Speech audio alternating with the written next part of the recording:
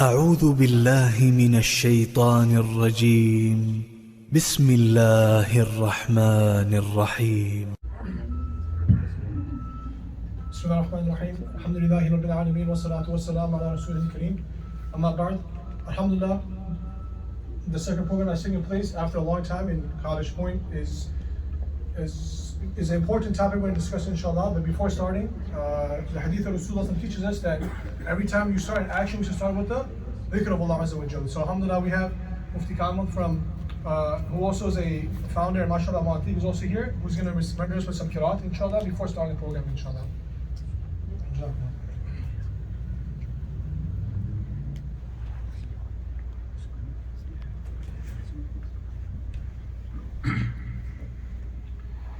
Assalamu alaikum wa rahmatullahi wa barakatuh. أعوذ بالله من الشيطان الرجيم.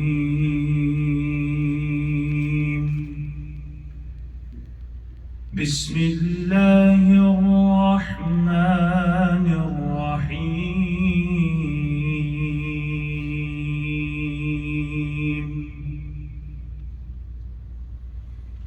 لا أقسم بهذا البلد وأنت حل بهذا البلد ووالد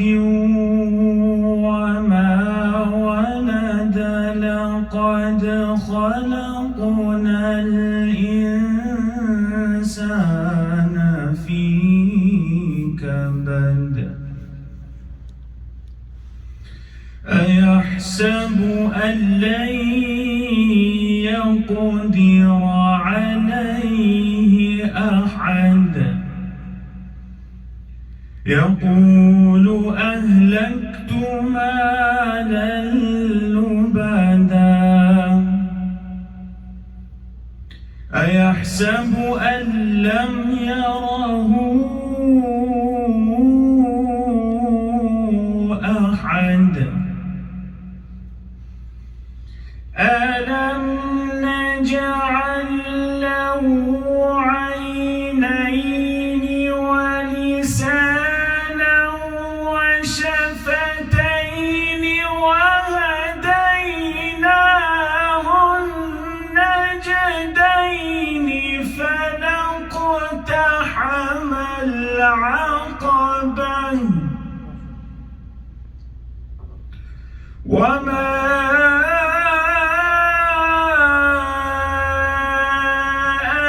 أدراك ما العقبة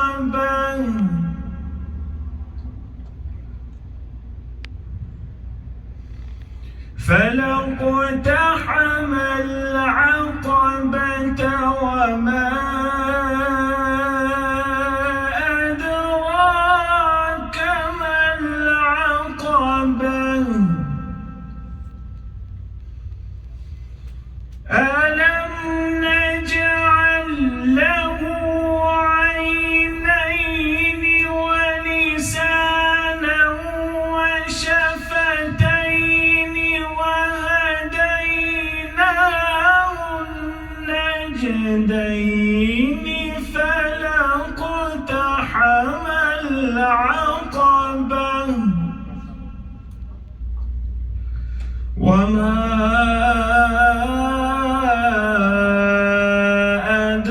أدراك ما العقبة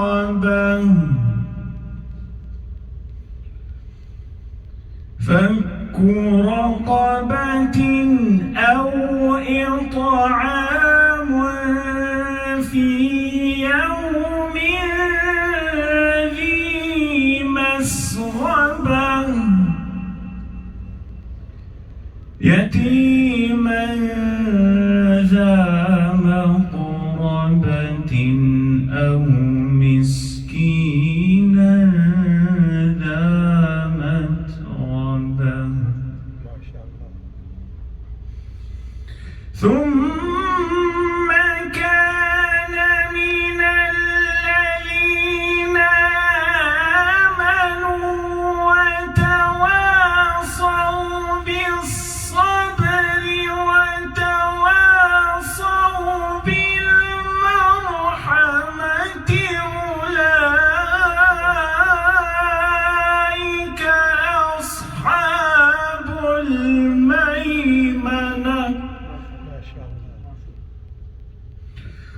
والذين كفروا بآياتنا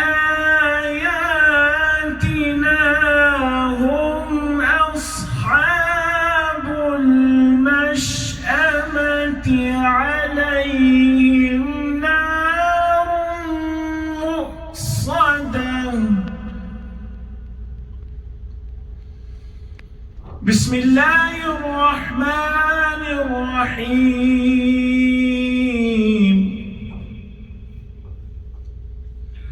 والشمس وضحاها والقمر إذا تلاها والنهار إذا جلاها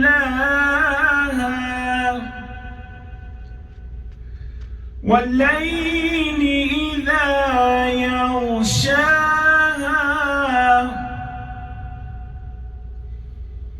والسماء وما بناها والأرض وما طحاها ونفس وما سواها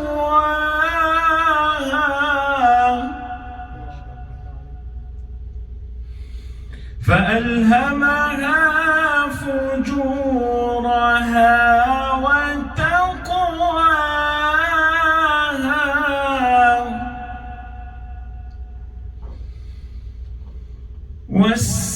والسماء وما بناها والأرض وما طحاها ونفس وما سواها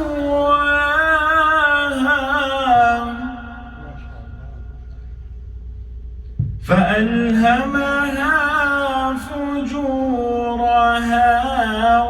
وتقواها قد أفلح من زكاها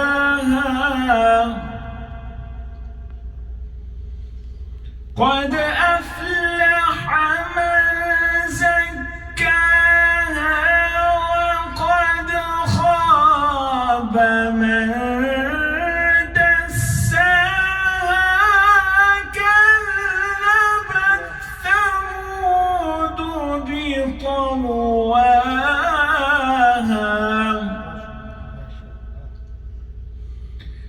إذ انبعث أشقاها فقال لهم رسول الله ناقة الله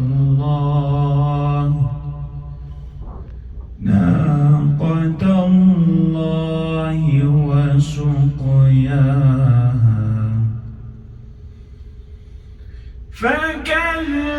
فكذبوه فعقروها فدمدم عليهم ربهم بذنبهم فسواها ولا يخاف عقباها.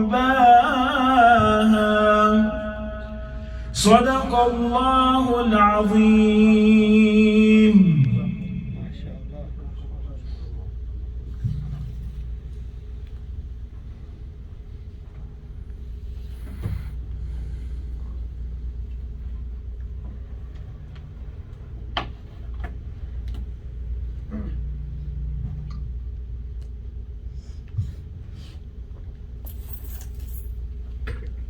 MashaAllah, first and foremost, Jazakumullah khair, Mufti Kamil, for that beautiful recitation. May Allah make it a means of him going to the highest levels of Jannah. A means of his sifas on the day of judgment. The hadith of Rasulullah says, Al-Qur'an hujjatul laka aw alayk, that the Qur'an can be a means of your success on the day of judgment, or it can be a means of your downfall.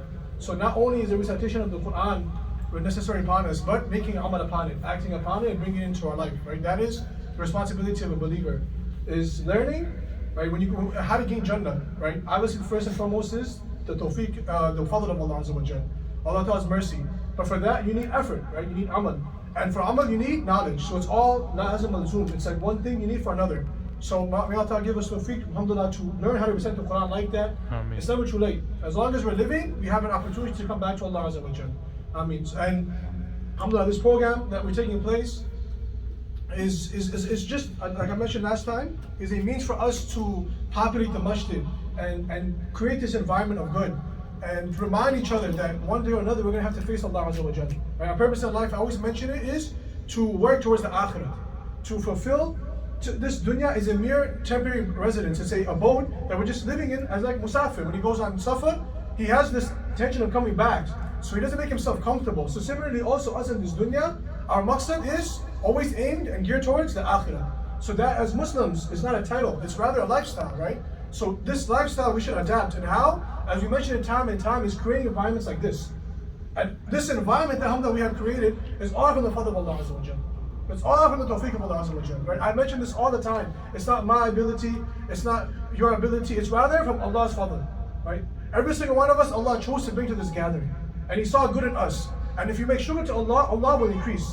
Allah will give you more. إِن شَكَرْتُمْ لَأَزِيدَنَّكُمْ. So first and foremost, we make shukr to Allah Azza wa Jal. Alhamdulillah. He has given us tawfiq to come to such an environment, to remember Allah Azza wa Jal, where angels are also coming, and remembering Allah the Almighty. May Allah give us tawfiq to have more of these gatherings, and spread this gathering, and make it such where this whole masjid is populated, inshallah. Bismillah ar-Rahman ar-Rahim. Alhamdulillahi Rabbil Alameen, wa salatu wa salam ala Rasulihil Kareem. أما بعد فقد قال الله تعالى في كتابه العزيز بعد أعوذ بالله من الشيطان الرجيم واتبعوا ما تتلو الشياطين على ملك سليمان وما كفر سليمان ولكن الشياطين كفروا يعلمون الناس السحر رب اشرح لي صدري ويسر لي أمري واحلل عقدة من لساني يفقهوا قولي اللهم صل على محمد في أول كلامنا اللهم صل على محمد في أوسط كلامنا اللهم صل على محمد في آخر كلامنا. Alhamdulillah, before starting, going into this topic, just a disclaimer, I'm not a master in this field, and the topic for today is black magic, evil eye, all these ruqyas, ta'weez. I'm not a master in this field. Alhamdulillah, I did some research, but when I was growing up, it's a field a lot of people sometimes they get fascinated by it, right? Black magic and numbers and jinn, and it's amongst the students of madrasa, it's a hot topic. If you come to a lot of madaris, what happens is in the nighttime, even though it's not, there's a masala of fiqh, if it's jaiz or not, we play a Ouija board. Has anyone heard of a Ouija board? So we were in South Africa in the nighttime, we're playing a Ouija board, and we're going to discuss it, communicating with jinnat. And we're talking with jinns and we're asking them questions, and then scary things happen. And throughout my autumn course, I've seen scary things. One time I was in India, and what happened was, I had to go to India, my grandma was sick, may Allah Ta'ala give her Jannah Firdaus, she passed away. So when I was there, anyone traveled to India before? No. Anyone been to India? Right? When you go to India, it's a very dirty place, right? And they worship everything. Literally, they worship any and everything, right? I saw a person, I don't want to mention, he was literally defecating on the streets, turns around, start worshiping it. Right? He starts like doing sajda to it, his own defecation.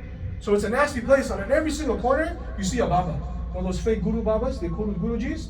So one thing that I saw, which was very disturbing, was I was there, and right in front of my face, there was a guy sitting there wearing all orange.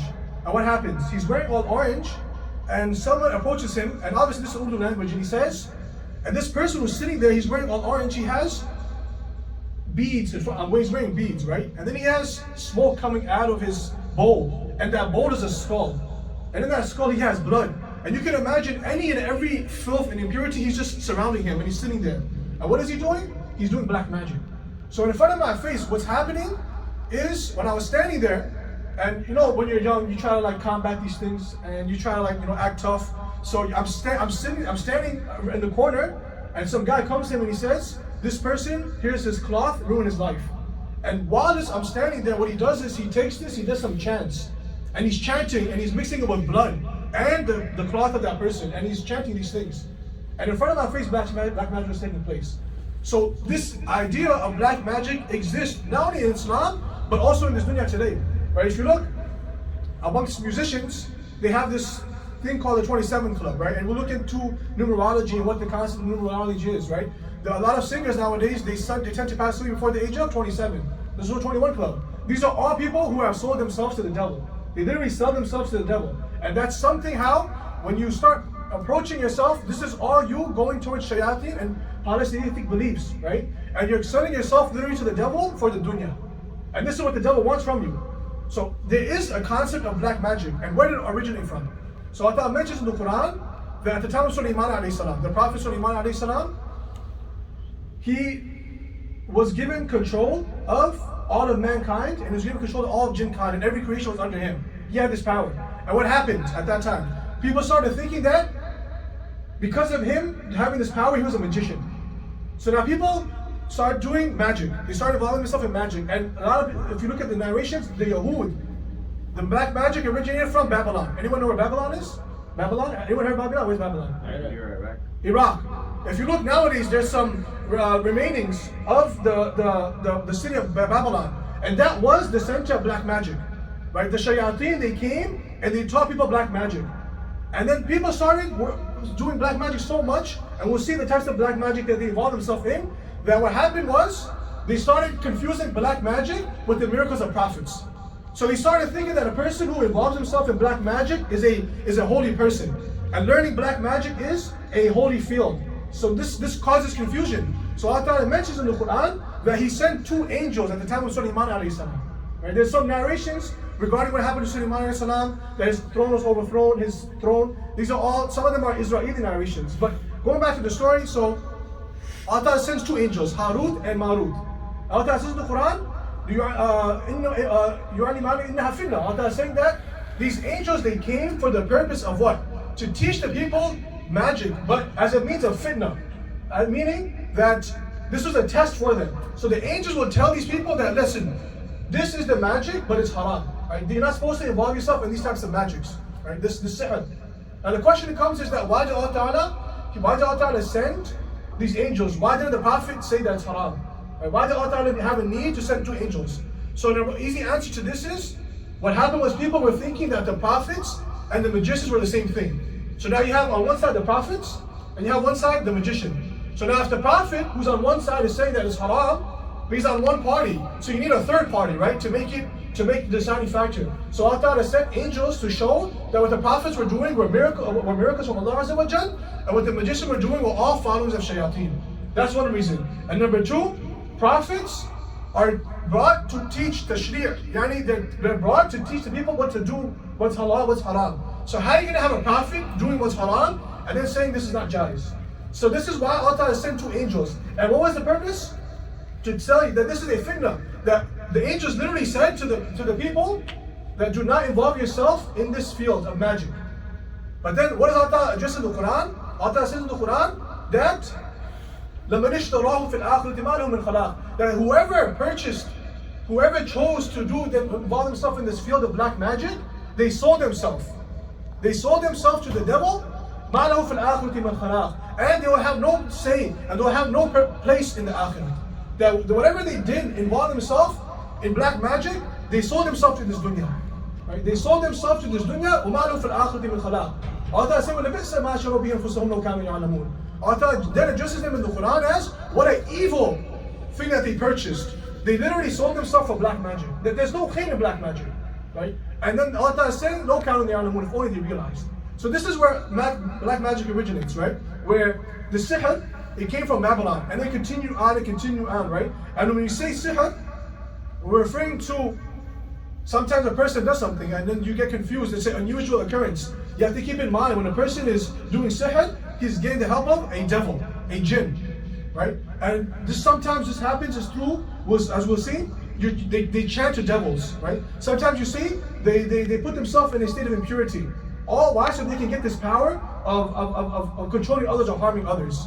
Now, one easy question that comes is, what is the difference between black magic and a miracle, right? What happened was, at the time of Sulaiman alayhi salam, people were confusing themselves with what is magic and what is a miracle of the Prophet. So easy answer is, if I have a person here and he's doing black magic, to our eyes what's happening?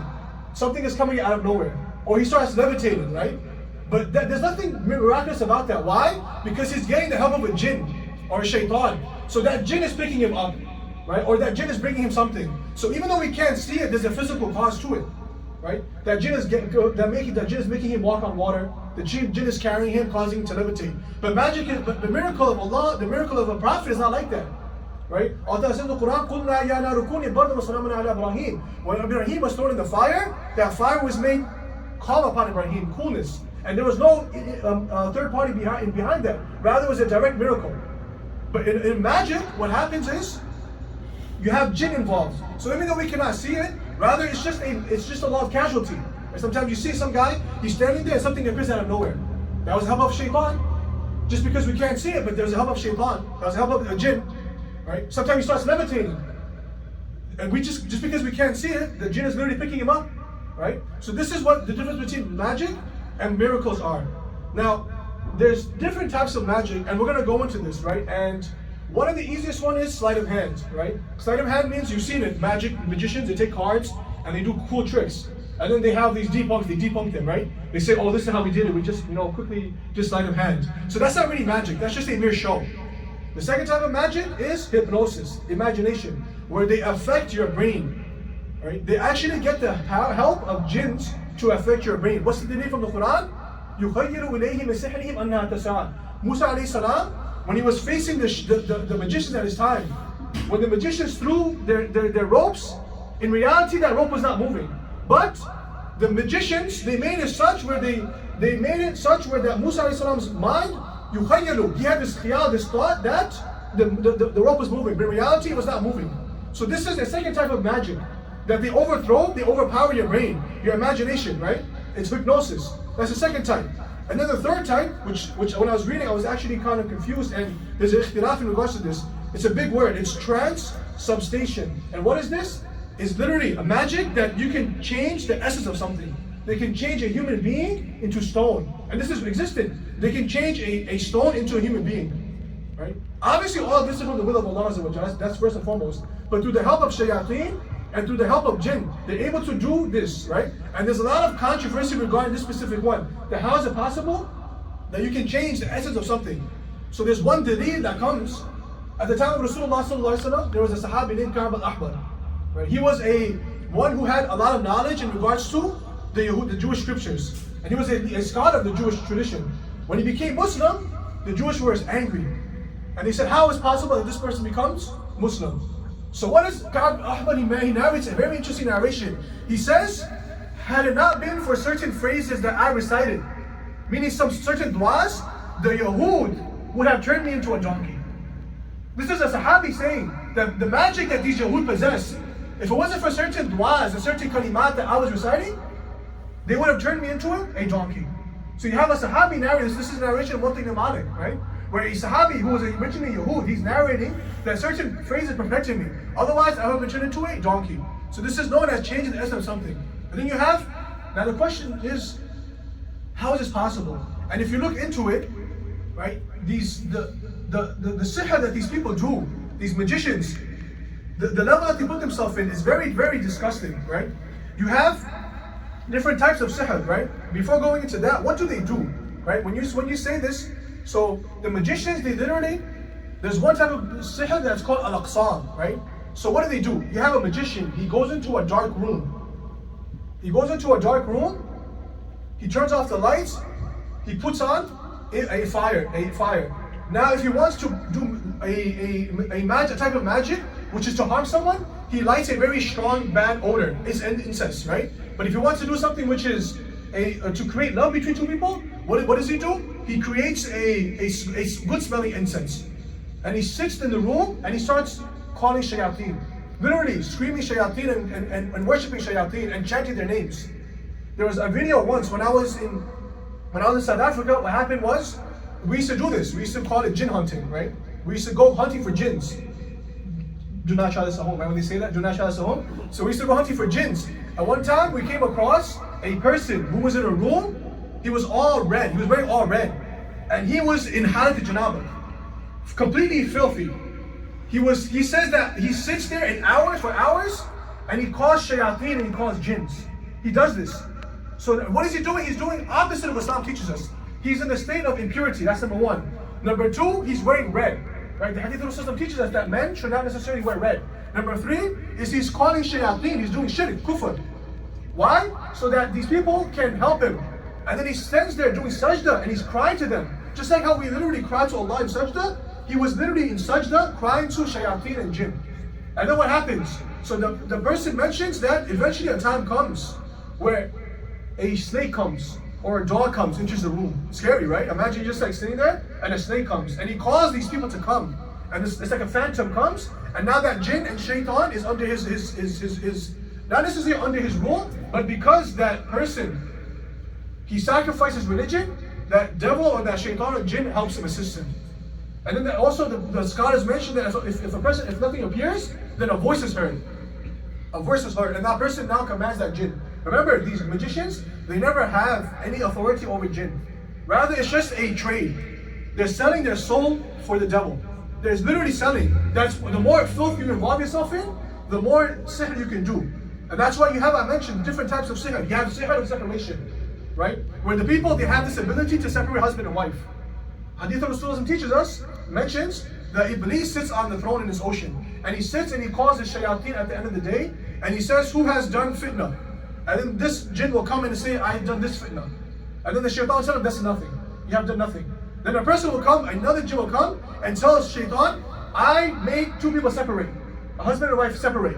And then shaitan will say, this person has done something good. And the narration of Muslim. So this is one type of sihr, that they make a husband and wife separate from each other. Another type of sihr is mahabba, tiwala.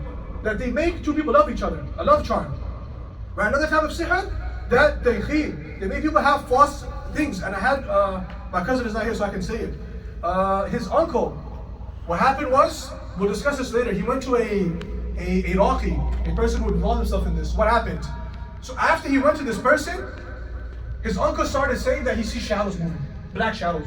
So when you're living with that person, it's scary, right? Imagine you're sitting there by yourself and your uncle is telling you, I see black shadows moving. So this is the type of sihr that they do to you, that you see khiyalat, you see false, you see images of shayateen, you see images of devils. That's another type of sihr, right? Then you have sihr of junoon, they make a person become crazy. You have sihr of khumul, lethargy, which means depression. Then you have sihr of hawatib, bad dreams, and hearing voices, and then sihr of marad. And like I mentioned, the things that these people do is very disgusting, right? One thing that they do, I have it over here, is they take the highest level of sihr. It's a term, you know how we call Sufi? They say Sufi is the highest level of tasawwuf, right? There's something called Sulfi, right? And that's the highest level of a magician. And what does this person do?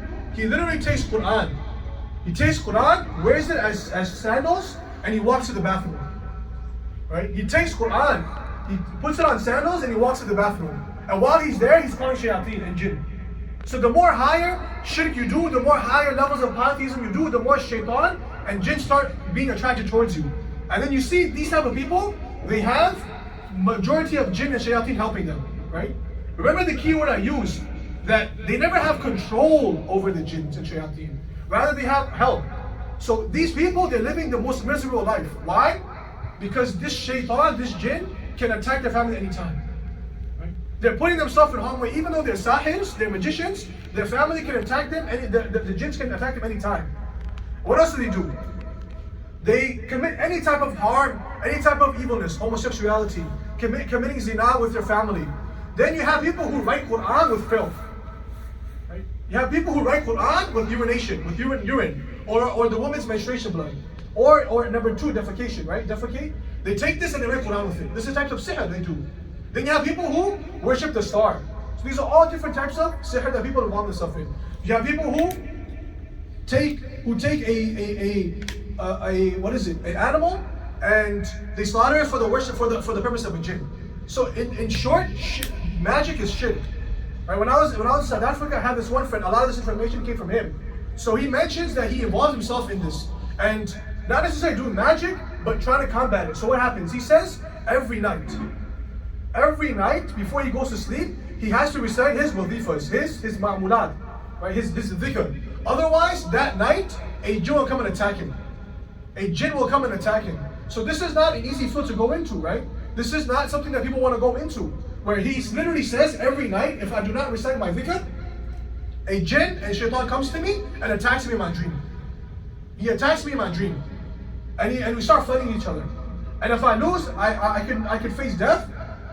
If I win, I feel weak. So you have all these people who involve themselves in this to counter it.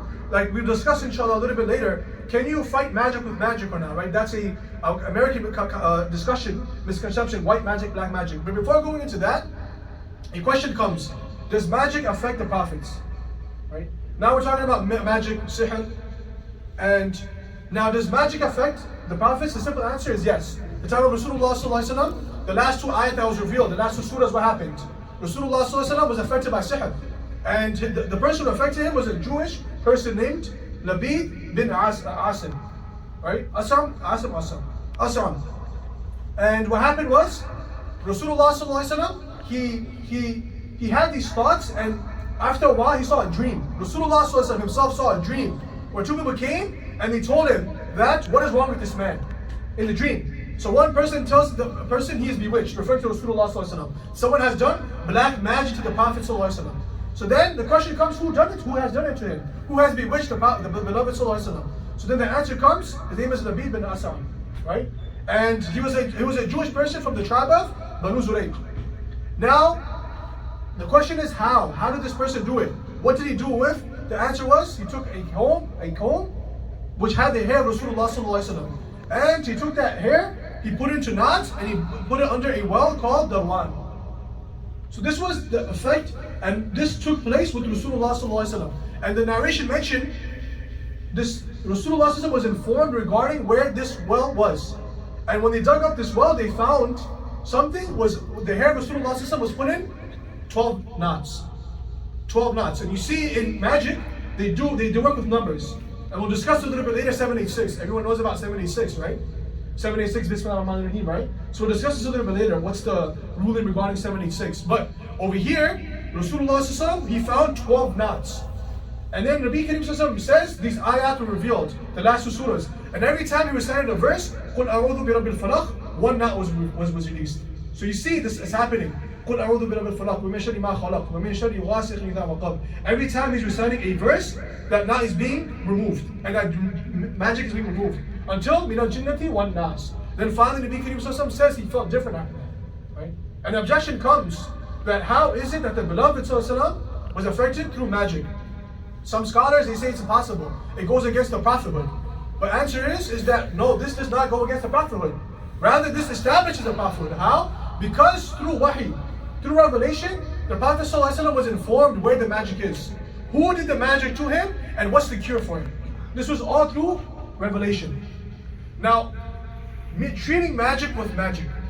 So someone does magic to you, right? There's signs to it. Sometimes your tabiyyah changes. Sometimes you become filthy. Sometimes if you love someone, you start hating them. Different types of magic. Is it permissible for someone to come and do magic and get rid of that? Yes or no? The answer is no. Magic does not cure magic. It's not permissible, right? This hadith mentions the word nushra, right? Nushra means that someone tries to come and he removes magic with another magic. Why is it not permissible? I mentioned in order for you to do magic, you have to worship shayateen and jinn. You're pretty much putting your dunya in, you're pretty much putting your akhirat in compromise. You're committing shirk. It became some mentions sab'a muhlikat. There's 7 disasters, and one of them is shirk, magic. After shirk, it became some mentions magic. So it's not permissible to do magic with magic. So what are some protections we can involve ourselves in regards to magic? How do you protect yourself? Number 1, always being in the state of wudu. Just like how magicians, right, they're always involving themselves in being filthy and being in the state of janabah. What should we do as a counter for it? We should always be in the state of wudu. Right? The Prophet says in one hadith that the most beloved person to Allah is the one who's always in the state of wudu. So number 1 is being in the state of wudu. Number 2 is whenever you become in the state of janabah. Right? Whenever you become in the state of janabah, meaning when you have either you have relations with your wife or you have a wet dream, right? You should immediately do ghusl afterwards. Why? Because this is a very vulnerable state. You're putting yourself in a state where jinn can attack you, shayateen. When I was in Jamaat one time, there was a person, it was in Baltimore, I believe. So he had to do ghusl. He had to take a shower. He needed to take a shower. And 5 minutes later, he starts acting weird. So he starts acting weird, he starts screaming. And we're all staring at him. And he starts growling, he starts shaking. And we're all just like, is this what's going on? Like, we didn't believe this is impossible. And we're just staring at him, what do we do? So one of my friends like, oh my God, I got possessed. And I couldn't believe this. This was the first time it happened to me. I'm just like, someone is possessed in front of my face. What do you do? So my friend grabs him and starts punching him in the face.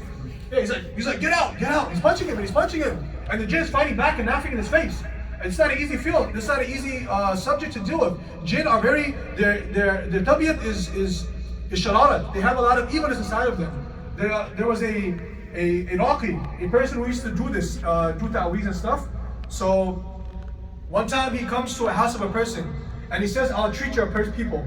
And he collects money. And then he says the jinn has left. And the next day, the person who was trying to cure, the jinn never left. So they call this person, the raqi, trying to find out where is he? He's not picking up his phone, he's not picking up his messages, and they don't know where he is. Because originally that person was supposed to take care of the jinn, but that jinn never left. So a couple of days later, they found out that this person was a phony. He was a fake. He came and he tried to attack the jinn. When he was leaving, the jinn came and beat him up. The jinn came and they attacked him and his family. And they left him in a state of confusion. And he just disappeared after that. So it's not an easy field. It's not an easy field to go into. Those people who are raqis, they're always on top of their dhikr afkar and their ma'mulat. So now over here, I was in Jamaat, and you see what happens is, they start punching the people. He starts punching, get out, get out. And the person is just laughing.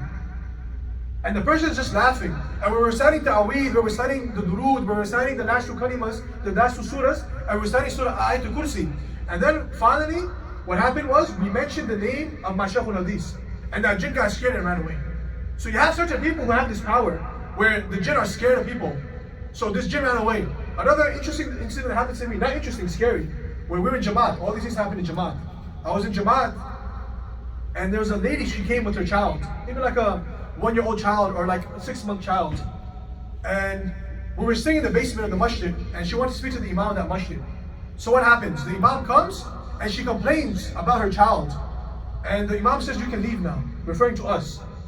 And you know us, we were always nosy, trying to figure out what's going on, what's taking place. So we start standing behind the door and we start watching what's taking place. So now this baby was possessed by a jinn, right? This baby was possessed by a jinn. So now this raqi, this imam, starts reciting stuff. What happened next was very scary. The baby's eyes turned completely black. The baby's eyes turned completely black. And now this imam, he has jugs of water, you know the gallons of water, and he's just making the baby drink.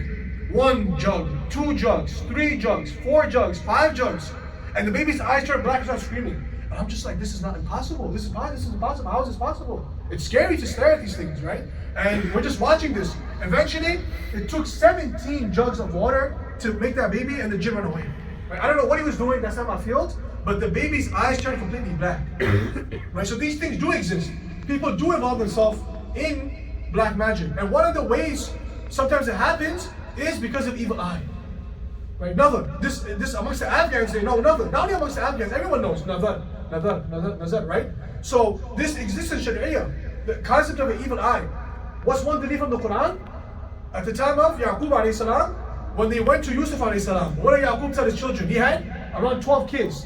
So he told his children, لا تدخلوا من باب واحد ودخلوا من أبواب متفرقة. Yaqub told his children that you're 12 boys, right? When people have boys, they pride themselves about boys. These are my sons, right? These are my children. I have sons.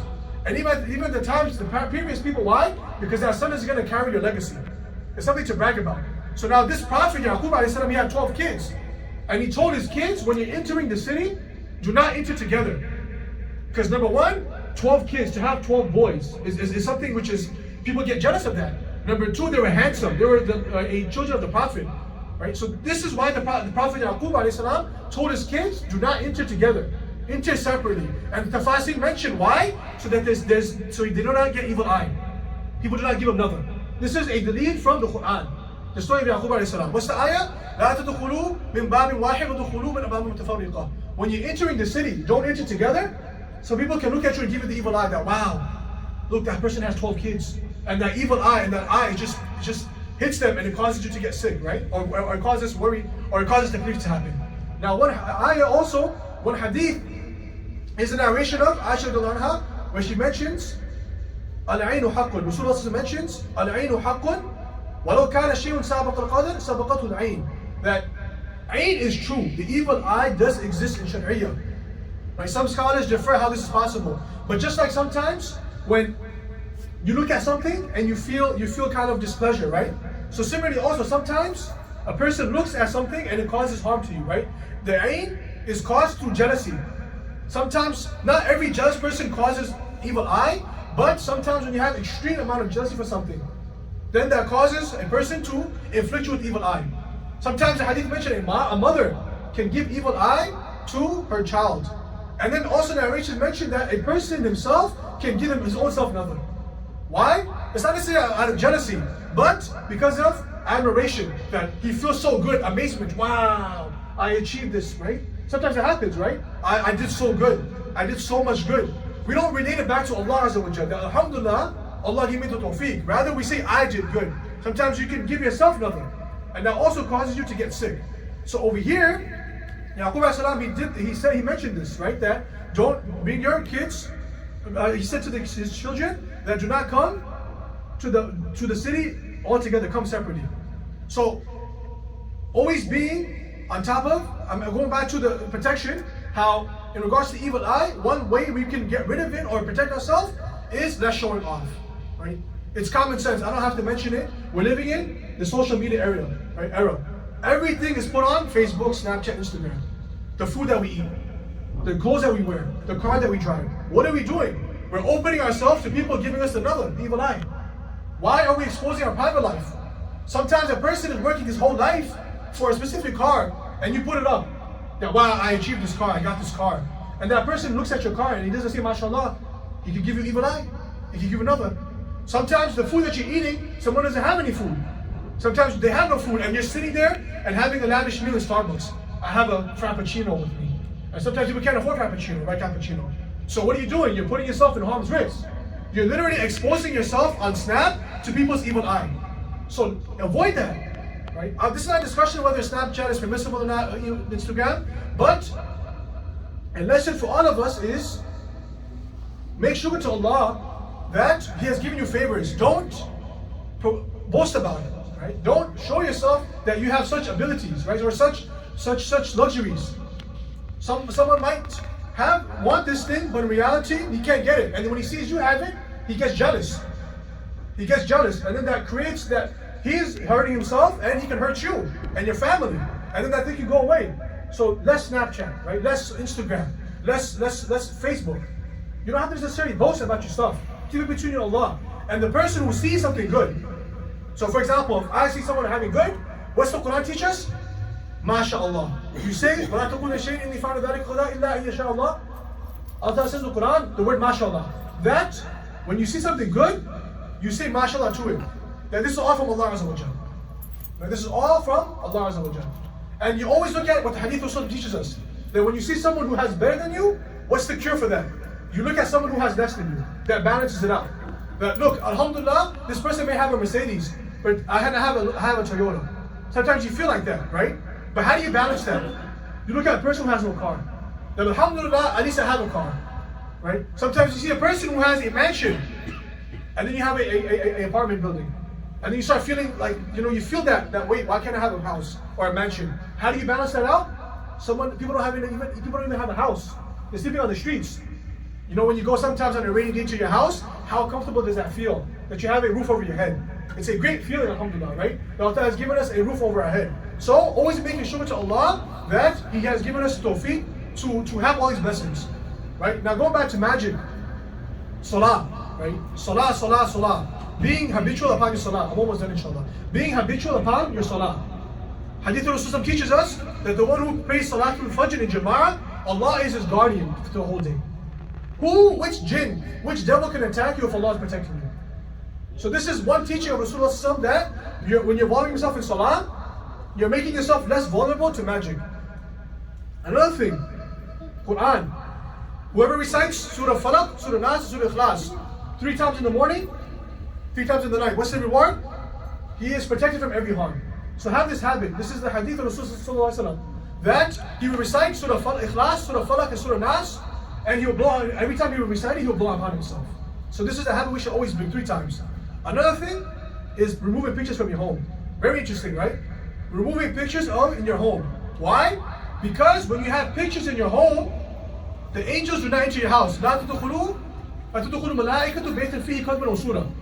the angels do not enter. Which type of angels? The angels of mercy do not come into your house if you have pictures. So now if there's no angels of mercy, then you're making yourself more vulnerable to be attacked by jinns and shayateen, and maybe have bad dreams, etc. And then this last thing is ta'weed. I'll end off with this, a ta'weed. When we say ta'weed, is it permissible? Is it not permissible? What's the hukm of ta'weed? What's the ruling on ta'weed, right? Hadith of Rasulullah teaches us that some hadith mention that the word tamima, he mentions the word tamim, tamima, tama'im. These are not jais, right? So now if you look at what this word means, at the time of Rasulullah, even before Rasulullah, the Arabs had this habit of tying something around the necks of children, either a seashell or a stone. And that they believed that stone or that shell was a means of them being protected from shayateen and jinn. So this was something which is shirk. Even you have nowadays, you have birthstones, you have these seashells, people who have these things around them, and they believe that protects them from evil and harm. That's shirk. Because who is the being that protects you from harm? Only Allah Azza wa Jalla. So now, if the ta'weed has any of these factors, it's not jais, it's not permissible. But now if you have, for example, a ta'weed which has just writing on it, the Qur'an or Hadith, this is permissible, right? You have Imam Baghawi, you have Shami, he mentions this, that if you have a ta'weed, right? I'll show you some pictures inshallah. If you have a ta'weed which has writing, and that writing is legible, right? You know that's Qur'an, it's Hadith, you can read it, then this is permissible. Sometimes, if you look at ta'weed, has anyone seen ta'weed before? No? Anyone? Has anyone seen ta'weed? How does it look? How does it look? The triangle. Okay, triangle, what else? Numbers, right? Numbers. Is ta'weed with number jais or not? Right? Sometimes you see they have like a grid, they put a bunch of numbers, right? So now you have to be always very careful who you get ta'weed from. So like I mentioned before, right? They put these numbers, and in Arabic language, each number represents a specific word, right? So it's like a combination of something. And if you take Bismillah ar-Rahman ar-Rahim, that equals to 786. So that's why you have some ta'weed, they write 786, for example, in Arabic. Now, the question is, 786 does not only represent Bismillah ar-Rahman ar-Rahim. Just like, for example, the number 5. 3 plus 2 equals 5. Also, 4 plus 1 equals 5, right? And what else? The number 10. 5 plus 5 equals 10. 7 plus 3 equals 10. So there's many combinations of getting the number 10. Similarly, also 786. There's different ways of getting the word 786 in Arabic. So sometimes what these people do is they put 786, but in reality, they're calling shayateen, they're calling jinn. And you're thinking that's Bismillah ar-Rahman ar-Rahim, but in reality, they're calling shayateen and jinn to you. And they're worshipping, they have these polytheistic views. You know the number 786, just like how it connects Bismillah ar-Rahman ar-Rahim, and also it adds up to the word Hail Krishna. Anyone know what Krishna is? Krishna? All these Hindu gods, Krishna. So 786 also equals Hail Krishna. Just like how it equals Bismillah ar-Rahman ar-Rahim. It equals Hail Krishna. So that's why it's very important. A lot of scholars will say it's not jais. If you see a ta'weed which has numbers, it's not permissible. Why? Because you don't know if that person is saying something good or saying something bad. So a ta'weed, generally speaking, it is permissible as long as, number one, you believe that Allah is the one who's going to cure you. Number two, that ta'weed is legible. You can recite, you can see it, you can read it. There's ahadith, there's Qur'an, there's du'as. Right? And number three, there's no numbers. There's ikhtilaf in regards to numbers, but best is to avoid it. And finally, it's the last thing is everything is from Allah Azza wa Jalla, right? These are just asbab that we use to gain to Allah Azza wa Jalla, protect us from the harms in Allah Azza wa Jalla, right? We ask Allah for refuge. Allah is the one who controls everything. Allah is the one who sent this as a means of fitna. Allah is the one who sent this as a means of trial and tribulation, right? This still exists nowadays. If you look in the music industry, people are selling themselves to the devil, right? They say in their music that we have sold ourselves to the devil. So what is this? This is a form of sihr. They're involving themselves in a type of magic. And how do we protect ourselves? Many methods. Salah, wudu, Qur'an recitation, du'as, putting ourselves less in harm risk. And one of the ways is ta'weed. And I mentioned to you, last thing I mentioned is always be careful. If you have to go to ta'weed, that's a last resort, right? That should be a last resort. That if you want to do a ta'weed, we should always be careful who we go to. A lot of the times, I have the ta'weed, I'll show you if you want, you can see it on my phone. Someone came, my father's here, you can ask him. Someone came to the store and they wanted to take a copy of the ta'weed. This ta'weed had the face of a devil. A ta'weed, I have it on my phone, I'll show you. And it had arms going down like this. And you don't have to be a master in your field to know that this is not right. Why do you have a picture of something and its claws like this? And then it had words there, and these words were calling jinns. You know how you say Ya Allah in your dua, Ya Rahman, Ya Rahim? So this ta'weez had the word Ya something, the name of a jinn. These people do this, right? They do these type of, even amongst, unfortunately, Afghans, they get jealous. Like I mentioned, you put yourself out there, they get jealous, they either give you the evil eye, or they go to someone to give you another, or to give you black magic. Why? Out of jealousy. So always protect yourself. If you have to go to someone to do ta'weed, ask who you get ta'weed from. Be careful, because sometimes that person can be a means of your downfall. Sometimes they're phonies. They don't pray the salah, they themselves have no beard, and they're giving out ta'weed. Or they themselves don't even know what wudu is, and they're giving out ta'weed. Right? So it's very important. So may Allah give us tawfiq to what has been said. What we learned today is the origin of black magic. It came from Sulaiman alayhi salam, Babylon, right? We mentioned that magic, right? It could be a means of us separation. And what they do, they put themselves in filth, right? Remember this. Worshipping shayateen is kufr, it's shirk. Magic is shirk, period. Astrology, all these things are shirk. That's number 2. We mentioned evil eye. What's the belief for evil eye? The Qur'an. When Yaqub told his children, do not go into one door. Fear of black magic. And we mentioned the hadith. And we discussed how we can protect ourselves from black magic and the evil eye. Right? But salah, dua, always being in the state of wudu. Right? And Qur'an recitation. And the last resort is ta'weed. If you have to do ta'weed, always remember who you get it from. And remember that ta'weed is not doing, rather Allah Azza wa Jalla is doing. This is just an asbab for us. May Allah give us tawfiq to what has been said. May Allah give us tawfiq to protect ourselves from black magic, from the evil eye.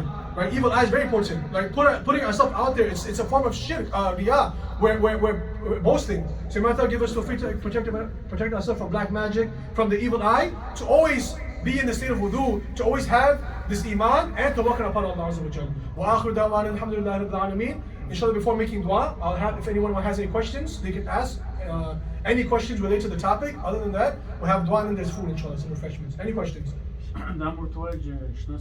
Oh, yes. Yes. I forgot to mention, Jazakumullah khair, Mufti Kamil. The Shnadana, the blue thing. Has anyone read the history of that? That did not come in Islam. That existed way before Islam. I know a lot of Afghans are going to hate me for this, right? I'm going to get beat up afterwards. Forget the jinn, shayateen. The Afghans are going to come beat me up, right? They're going to be walking down. They're going to see the story that, oh, Mufti Saab got beat up by, not a jinn, shayateen. He got beat up by the Afghans, right? He was just walking back. College Point, he got beat up. So this, Shnadana, it's not only in the Afghan. The Jews have where is it? I didn't even know it was here. Where is it? So this, I mentioned to you the hadith of Rasulullah sallallahu alaihi wasallam, right? The only ta'weed which is jais, which has dua, Qur'an, and dhikr, pretty much, right? The ma'im are not jais, and that means stones and seashells. So this is not anything, it just has, it's literally an eye, and it comes from pre-Islamic. It dates back to the Babylonian times. So this is something which is not permissible. Having Shnadana is not permissible. As much as it hurts, it's not. There's no Qur'an eye on there, there's no dua on there, there's no dhikr on there. It's just a blue, it looks like an eye. So this is not permissible. This is something very important. It's hard to swallow because it comes from our fathers, but we should not have this habit that, oh, my forefather did it. That was the habit of the prophets, right? The time of the Prophet ﷺ, where they said, we're not going to believe in you because this is not the religion of our forefathers. So whenever you hear haqq, right, you always follow that. So this is a charm.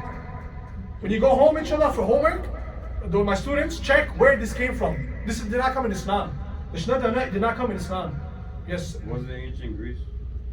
Greece, and now already said Greece, Babylon, all these areas, right? It came from there, so it's pre-Islamic. If you look on your phone, this is an emoji.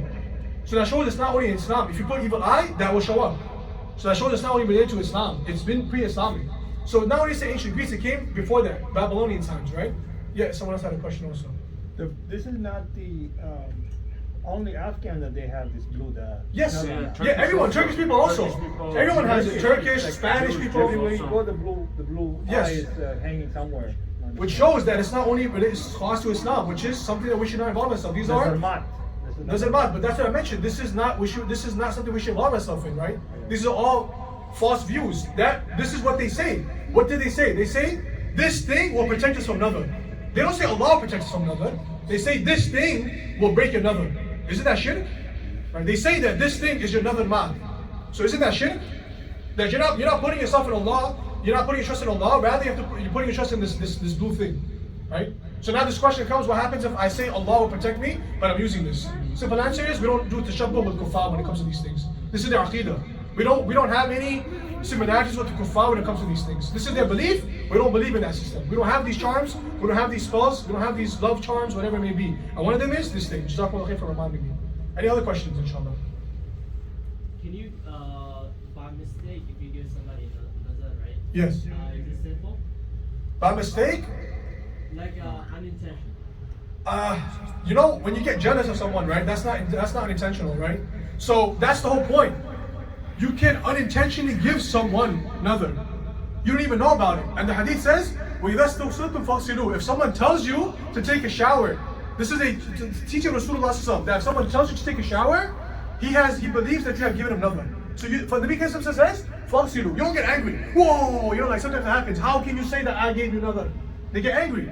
The Nabi teaches us that no, if someone has accused you or believes that you have given him another, you accept it, you take a shower, and that's one remedy that we can discuss inshallah later on with details how you can get rid of another. So yes, you can unintentionally give yourself another also, right? That's why you should always say, MashaAllah, MashaAllah, MashaAllah. This question is sinful, if it's unintentional. In regards to if it's sinful, like I mentioned, another comes from jealousy.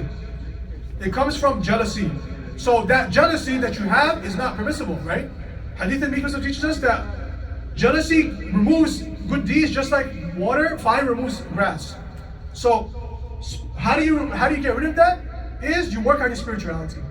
Always working on removing any harms that you have in your heart, right? If you have the jealousy, how do you remove that? Always looking, I mentioned the remedy. Look at what's below you. Don't look at what's above you. Allah says in the Quran, وَفَوْقَ كُلِّ ذِي عِلْمٍ عَلِيمٍ. If there's a millionaire, there'll be a trillionaire. If there's a trillionaire, there'll be a gajillionaire. One day, the guy from Amazon is the world's richest man. The next day is Tesla guy. Right? So they're always وَفَوْقَ كُلِّ ذِي عِلْمٍ عَلِيمٍ. There will be never number one. Every person will always be above another person. So the cause of all this is your heart. So if your heart caused it, even if another was unintentional, the sin will be in regards to the jealousy that you had, inshallah. Any other questions? There's no jealousy, like a mother doing it by accident and not on that. So Mufti Sahib is saying that also that if it's just unintentional, like sometimes a mother gives her child, that will be not sinful. But again, the responsibility of the mother is saying, MashaAllah, always referring it back to Allah Azza wa Jalla. Right? Every one of us sitting here, it's not our ability, rather it's Allah's fadl. Allah's fadl. Right? Not because I have special ability, I have superpowers. That's not that. I'm speaking here, it's not because I have superpowers, rather it's the fadl of Allah Azza wa Jalla. Last night, I mentioned something very emotional. If you want to know how Allah sees you, look at what Allah has involved you in. Right? So if you want to know what Allah thinks of you, look at what Allah has involved you in. Every single one of you is sitting here. Just like how you don't want any and every single person coming to your house. If I come to Mufti Sahib's house, they'll be like, get out of here, what are you doing, right? Yeah, right. Right? He might be like, So only special people come to the house of a person. So similarly also, special people come to the house of Allah Azza wa Jalla. And every single one of us, Allah chose us to come here. It's not from our fault, rather it's from the tawfiq of Allah Azza wa Jalla. Alright, any question? I don't know if Kamil knows about it. Probably you know about it. Our tradition, Spalani. You know Spalani? Yes. What is that? In regards to Spalani, that's also, how do you say, a culture where they say the same thing, another mat, right? That we're breaking another. So that also is a misconception where they're saying that every time that thing cracks, we broke another. So now that does not go in line with Islam, right? Islam teaches us that it's going back to Allah Azza wa Jalla. Not we're saying this is a culture that we're saying that this is a means of us being removed. So same thing, the same thing this also is like that also. So if it's done to remove bad odor with a different intention, the core, but be some people do like that. Nazarmat की वही Spalani The की नजर मार nazarmat najaiz nahi. وهو ده نجاش ځکه د بي دپاره میکروب دپاره هم دې استعمالوي بعض کنداریان هغه پروا نه لري. Yes. د بي دپاره وهو د بي دپاره کړی نو هغه پروا نه لري. So Mufti Sahib is saying that when you have these, they call it spilling in. I don't know how you say it in English. If you're using that to get rid of odor, that's permissible. But if you're using that again to say that it's another mat, I'm breaking my another, that's not jais. Same thing as I showed that up, the blue eye. Any other questions? My mother is saying in the Wow, you guys don't want to eat, you guys want to ask questions, right? Yes. Sheikh, we're going to talk about the Ruqya Shariah. Ruqya, so I mentioned there was so much talk about, if I look at my PowerPoint, I didn't even talk about jinns, I didn't even talk about raqis. This is just, we can have another program inshallah about what raqi is. But if Ruqya is jaiz or not, yes, I'll show you a hadith that Nabi Kamil himself said that Ruqya is permissible, right? When this is just a way that we do to remove any harm. With the time of Rasulullah, before he passed away, what happened, right? Rasulullah used to always recite the last two surahs, and he used to blow it upon himself. And this was a means of him protecting himself from any sickness. But Aisha narrates that before Rasulullah passed away, what happened? He could not recite it because he was on his deathbed, right? He was before his passing. He had a sickness. So Aisha narrates that she recited the last two surahs and she blew it and she touched Nabi Kareem Sallallahu Alaihi Wasallam. Bi barakah. The word says before barakah. So this is also ruqya, right? Where they blow on you. So this is established in a hadith where Nabi Kareem Sallallahu himself mentioned that it's permissible istar that he saw someone was afflicted with the evil eye. And he says you should do ruqya upon her, right? A famous incident, everyone knows about this one. There was a sahabi and they came across a tribe. And that tribe, there was someone who had a sickness and it could not be removed. Everyone tried, but the sahabi came and they said, if you help us, we'll give you something in return. And what did the sahabi do? He recited Surah Fatiha as a means of ruqya. Alhamdulillah, Surah Fatiha, Surah Shifa. So ruqya is permissible, but again, the conditions I mentioned. Always be careful of who you go to, as long as there's no shirk involved, as long as there's no kufr involved, as long as you know what's being said. And sometimes I told you, you always have to be trust who you're going to. Sometimes they're writing something and they're calling jinns. And they're harming you more than giving you benefit. It's a business, right? They charge a lot of money. Charging money or not, that's a separate issue. There's ikhtilaf and not ikhtilaf, it's permissible. But it's a business for them, right? So, but ruqya is permissible. As long as the certain conditions are met, inshallah. And we'll discuss, inshallah, another program for that. For raqis, jinn, and any other programs you want, let me know, inshallah, we'll have it. Any other questions? Yes? Can we make our own ta'weez? No. Just like how, for example, it's simple, I'll tell you why. Just like, you can't make your own medicine right now. Are you sitting here making your own vaccination for the coronavirus? No, you're not a master in that field. You couldn't fund any job. So similarly also is here. And why would you want to do that? Even if you are a person who has knowledge, doing ta'weez is not easy. You're putting yourself in harm's risk. When I was in South Africa, I wanted to go into this field. Why? Sometimes I'm walking, Mawlana, I have jinn upon me. First of all, who told you this, right? That's number one. Right? That's unfortunate. We do something and we feel like there's a jinn. But in reality, we're not looking at ourselves. Sometimes there's a problem, and this happens, it's unfortunate. Someone marries another person and they say, someone gave us nothing. A lot of the times that's not the case, but rather it's our own self. That we're not making amal upon in the deen of Allah Azza wa Jal, right? We have no salah in our life, we have no Qur'an in our life, we have no durood in our life, and then when something goes wrong, someone gave me nothing. Or it's magic. First, always go back to Allah Azza wa Jal. Bring Qur'an, bring salah, and bring durood, then afterwards we can see. I'm not negating it, but always remember that a lot of the times, it's not the case, right? Where you have to first come back to Allah Azza wa Jal. Bring your salah in your life, your dua, your adhkar, your ma'mulat, inshallah, right? So no, you cannot write your own ta'weez, no. Any other questions? How do you dispose of all this black magic thing once you find in your surrounding or on your home? Yeah, so, yeah. How do you dispose it of? So there's a lot of etiquettes in regards to how you dispose of it. Number one, first you have to find if that's black magic or not, right?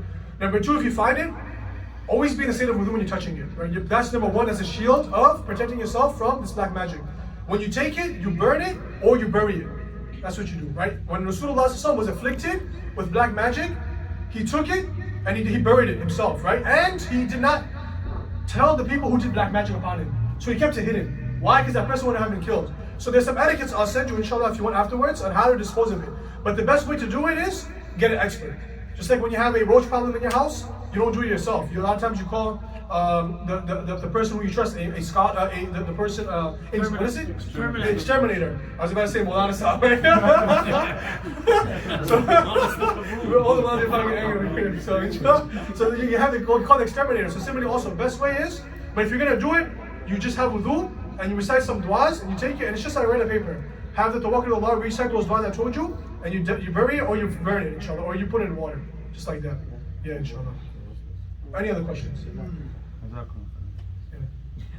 Okay, inshallah, I'll request one thing before, inshallah, to do some dua, and then go off, and then do refreshments, inshallah. One more thing before we close the session.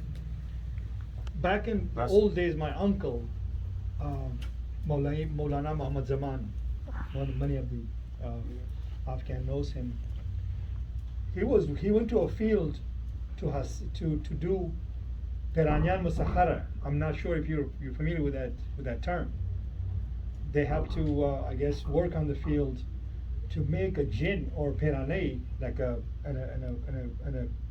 person's like a person, but he works for you. They call musakhara, right? Are you familiar with that term or something? So in regards to, you have some Rockies, they have jinns helping them, right? Yeah. So what it is that I have some of my teachers also. Again, this is another subject in regards to if a Rocky, someone is involved himself. If there's also bad jinn and there's also good jinn, right? So if that jinn is helping you in a way where you're not necessarily doing shirk and you're not necessarily sacrificing anything to get the aid of that jinn, then it's okay, right? Rasulullah himself went and he used to teach the Qur'an to jinn. Just like how we are a creation of Allah, jinn is also a creation of Allah. Right? They're not something, this is another topic, jinn, and they're also a creation of Allah. So they can also help. They have Muslim jinns, right? Inayat mentioned to me, Brother Inayat, that when we're eating, inshallah, do not throw the food in the bathroom. Why? Because bones is the food of jinn. So now what you're doing is, that's also something we should keep in mind, that when you're at home, if you have any bones, don't leave it in your house. You get rid of it, right? So if you have jinns who are helping you in the sense that you do not believe that you're not doing anything shirk, it's okay. And it's just like when a person helps you, it's okay, right? If you have anything, if you want to add, or no? They just help you to identify. Just helping, that's pretty much it. It's just assistance. You're not necessarily sacrificing your deen or you're committing kufr, right? You have people, my teachers, they teach jinn also, right? They teach Qur'an, Hadith to jinn, right? They teach Bukhari, it's like you see my teacher, he was sitting, and I can sit here all night telling you of the jinn stories that happened to me, and not necessarily with me. I'm not saying I'm possessing, everyone's gonna be scared of me now. I come for Salah tomorrow, no one's here. This guy's a crazy person, he's a lunatic, right? But people around, that happened. People used to be scared and seeing shadows, and people seeing stuff, and people levitating. I've seen this. I'm enough with this. I kind of went too far into it, too deep into it. In Darul, even here, Jamaat came here recently, and that's why we had Jamaat stop. They went upstairs, and they were lighting candles. Why? Why are you lighting candles in the roof? What is that for? I went to the room and I come across a Ouija board upstairs, So I've come across these things, right? It's not, people do this, why? Because it's fun. When you're young, right, you have like this weird desire to do these crazy things. Then when you get in trouble, you come to the Mufti Kamil Sakhi, I'm cool, messed up, and they're bothering me, and I got beat up, right? And like, I can't sleep at night. I mean, what were you doing in the first place, right? You were literally asking for it. I have a person, I don't know how I got in this field, I told you this time I failed. Someone from Seattle. He's telling me that he went into geometry, and then he started hearing voices, and then he started teleporting. A Muslim. I'm staring at him, I'm like, what am I supposed to do? Like, I'm not a master in this field, right? And he's telling me, I heard you're a good person. I'm like, okay, I'll tell you the basic stuff, but if this is true, then you need help, So these things do exist, and it's just a world we live in, but we always have to welcome Allah Azza wa Jal, right? Jinn and shayateen are all the makhluk of Allah Azza wa Jal. Allah is the one who controls all, alright? Inshallah. Inshallah, before we end off, we have yes, inshallah. One last question and then one thing.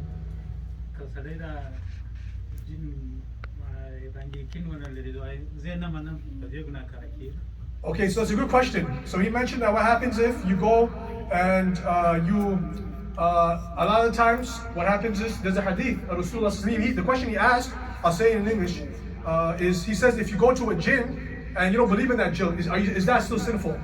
So the answer is yes, it's still sinful, but you're not kafir. Right? You're not becoming a kafir, right? So hadith that Rasulullah teaches us, if you go to a fortune teller, you know what a fortune teller is? And if you believe that fortune teller is true, then you have become a kafir, that's shirk. Right? But if you don't believe in that fortune teller, you just go there, you're not a kafir, but as a punishment, 40 days of your salah, you don't get the reward of it. right? So that's the same thing. If these fortune tellers are true, then why are they asking you for $10? They can become millionaires themselves if they know the future, right? If I'm a fortune teller, if I can tell the future, I can tell you what stock is going to go up and I can become a millionaire. Why am I charging you $5, right? If I'm a fortune teller, so it's all a scam. So to answer your question, if you go to a jinn and you don't believe in the jinn, first of all, why did you go to the jinn? That's the question. But if you don't believe in the jinn and you just like as a mockery, you're committing a big sin, but it's not shirk. But it's one of the things that can lead to shirk. Only when you believe in the jinn sayings, or if you say words of kufr, that's when you have committed shirk. But it is a big sin to communicate with the jinn and involve yourself in this field. I think he's asking what happens if you don't believe in this world now. Oh, if you don't believe in... That's why he's not saying that. Oh, well, okay. I don't really label someone as a... it is, I don't... yeah, so... it will be sinful. In Islam, they teach us you don't necessarily call someone a kafir, right? You don't necessarily be walking around saying he's kafir, he's kafir, he's kafir. That's not what Islam teaches us, right? But it's something that can, or it is to kufr pretty much. Because Quran establishes it. Actually, if you want me to be honest with you, I think it is kufr. If Mawlana can tell me, if you don't believe in the word of jinn, then maybe it might not be the Dhurut of Iman, but it's the creation of Allah Azza wa Jal. The Quran establishes it. So you should believe in jinn. Just like how we believe in a person living down the street. Same thing, jinn also exists. MashaAllah. So he also gave an example. So jinn do exist, inshallah. So you should believe in it. Yeah. One is Yahudi sihr, Yahudi bajin jinn. So those people that don't believe in sihr, that's bad because Rasulullah established it. That's like my So that what? If a person doesn't believe in the sihr, people say this have a jinn. Somebody do the service, the guys have a jinn. yeah. So I don't believe that. What do you think? I'm sorry, what was it again? You try Peranan the day, Oh. but the Tavis Saudi, that Peranan, Mana Peranan. Oh, I mentioned that to you. So he's asking, you have to always be careful who you go to, right? A lot of the times, what happens is they tell you have, any person you go to, one time was really funny, it's getting late, people are hungry, right? I went to one person and he told me you have jinn on you. I'm like, for real? Like that's what it is. So a lot of the times, if you don't go to the right person, they're just trying to make money off of you, right? And jinn are like that. They tell one truth and 99 lies, right? So that's why, if you don't believe, if the person himself, if you don't believe in saying the truth, that's not something, that's just your own personal belief. But always be careful in regards to who you go to. That's pretty much it, right? Always be careful who you go to. Sometimes they'll tell you that you have jinn or magic upon you, when in reality you don't have anything upon you. And you believe that person, and then he puts it on you. Why? So that he brings you back to him and charges you more money. So it's a whole, this is a whole field in itself. Every field has bad people, right? You have people who have hackers, you have black hats and gray hats, right? The good hackers and the bad hackers, right? That's cybersecurity. Cybersecurity is preventing bad people.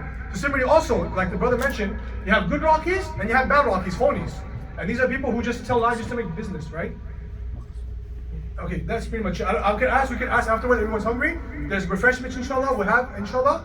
Atiq also, he's also part of us, inshallah, Al-Hikmah Institute. Mufti Kamil Sakhi is also here. We started this institute, alhamdulillah, to have these programs, to teach Quran, fiqh. People can't give sometimes full time, right? Sometimes you can't go to a course. Sometimes you can't do full time because we have work.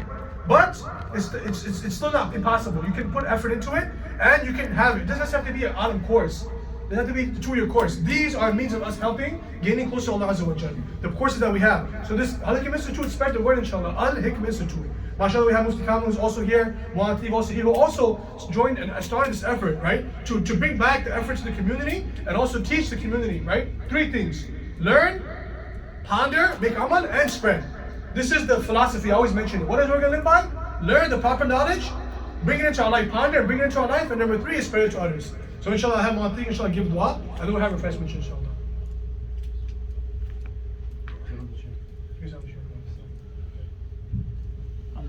اللهم انت السلام ومنك السلام تبارك يا ذا الجلال والاكرام اللهم لا مانع لما اعطيت ولا معطي لما منعت ولا ينفع ذا الجد منك الجد ربنا لا تزغ قلوبنا بعد إذ هديتنا وهب لنا من لدنك رحمة إنك أنت الوهاب وصلى الله تعالى على خير خلقه محمد وعلى آله وأصحابه أجمعين آمين برحمتك يا رب العالمين.